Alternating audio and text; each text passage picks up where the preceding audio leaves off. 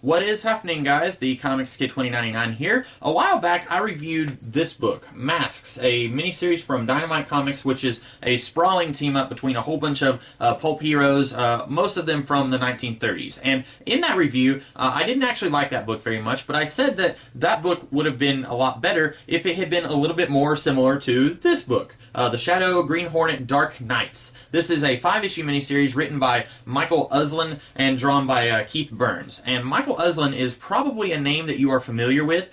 He was actually one of the producers on basically every Batman movie over the last, 60 years. The only one that I don't think he had anything to do with at all was the 1960s Adam West movie. But he was a producer on all the Burton movies, all the Schumacher movies, and the Christopher Nolan movies. And he is a big fan of this genre, the pulp heroes kind of genre, and he's also a big Batman fan. And this story, basically the gist is Shiwan Khan, who is kind of the big bad of the Shadow, he is backing Adolf Hitler. He is kind of the one who is pushing for the Second World War to happen. And this story tells us that Adolf Hitler himself is not very dangerous, but Shiwan Khan helping Hitler and helping the Nazis is what's making this World War thing so dangerous. And he is looking for this special MacGuffin called the Girasol, which is basically just a diamond with death ray powers. And the Shadow has the Girasol, and he has given it to someone, and Shiwan Khan is trying to find it so that he can destroy the world and use it to help the Nazis in the Allies and destroy America and stuff like that. And so the Shadow, he winds up accidentally crossing paths with the Green Hornet, and they have to work together. The Green Hornet, Kato, and the Shadow have to work together with some of the Shadow's minions and some of the Green Hornet's minions to stop Shiwan Khan and save the world. And it's a pretty good story. I really like that Michael Uslan is able to work in a lot of real-world references into this story, and that's something that he does a lot. He also wrote an Elseworld story for DC Comics called Batman 27, Detective 27, that was what it was, which was just absolutely chock full of all these real-world references to the real world. And I would even say that Detective 27 was too crowded with those references. It had way too much of it. This story, I think, it pulls back on it when it needs to pull back on it, and it does the cutesy little references when it needs to do them. I would say there was one point in this book where I thought, okay, that's going a little far. We see a young Walter Cronkite, who in real life was a journalist, and his catchphrase was, that's just the way it is, or that's the way it is, or something like that. And in this book, we see young Walter Cronkite trying to report on all this huge stuff that's going on, this big battle that's going on in New York City, and then this cop is kind of pushing him around saying, you don't need to be reporting on this, that's just the way it is. And it's like, oh, I see what you're doing, that's where Cronkite got his catchphrase. I felt like we don't really have to have an entire page devoted to how Walter Cronkite got his catchphrase. But then we also get a moment where Franklin Roosevelt is talking to Britt Reed, the secret identity of the Green Hornet. And he says that when he was a young boy, he met Britt Reed's great uncle, who is the Lone Ranger. And that is a canonical idea. I don't know when it got started. I feel like it's somewhat of a recent idea, maybe going back to like the 80s. It wasn't around when these characters were first created back in the 40s and 60s or whenever they were created.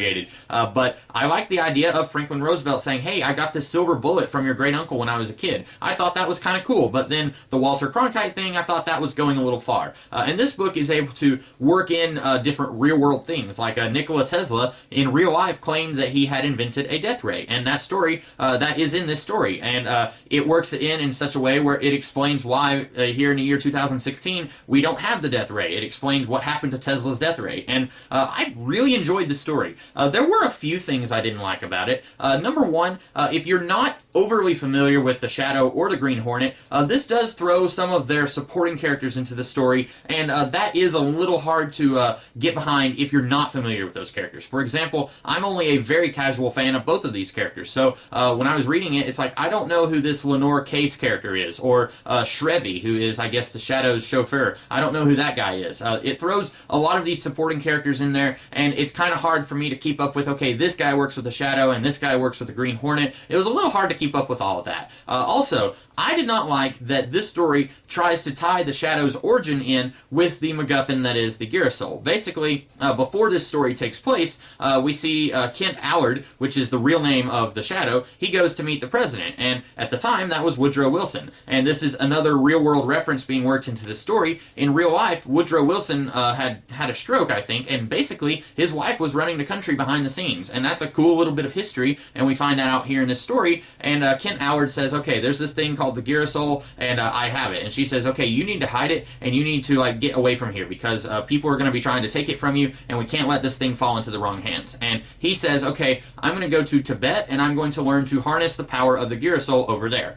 This story tries to tie the Shadow going to Tibet and learning to master his mind powers into the Girasol. I don't like that. I don't like that this item that is only important in this story is being made very important, and it is the reason why the Shadow becomes the Shadow. I don't really care for that revelation. Admittedly, I don't really know the ins and outs of the Shadow's origin story outside of the Shadow movie. I really liked his origin in the movie, and I'm pretty sure that in the pulps and the radio series and the comic books that he was not a warlord after World War I who kind of got let his bloodlust get away from him. I'm pretty sure that's not an element of the Shadow canon outside of the movie, but I like that origin story, and then I like the idea that after World War I, he just goes over there and trains. I don't necessarily like the idea of it's specifically because of this Girasol thing that is only going to be important in this story.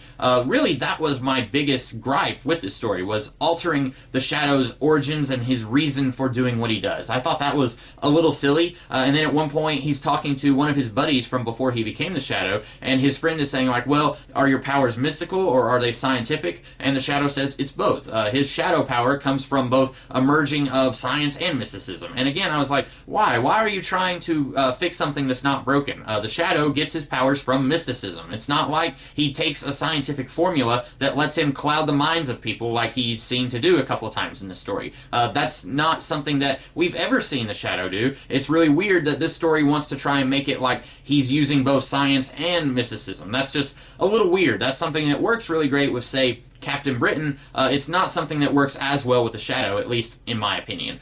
So on the whole, I think that this book is really fantastic. It's not perfect, but then again, it's a whole lot better than this book, which I said in my review of Masks. So if you are looking for a really fun, really enjoyable team up between two pulp heroes, which is what I was looking for when I got Masks, then I would say you would be served very well in finding and buying Dark Knights, the team up story between the Green Hornet and the Shadow. Overall, I highly recommend it. So those are my thoughts on that book. I hope that you guys liked this video. If you did, be sure to like, share, comment, and subscribe, and I will be doing some other videos throughout the week and next week as well. So be sure to check out those if that's what you're into. In the meantime, I will see you guys in the future. Have a great rest of the day.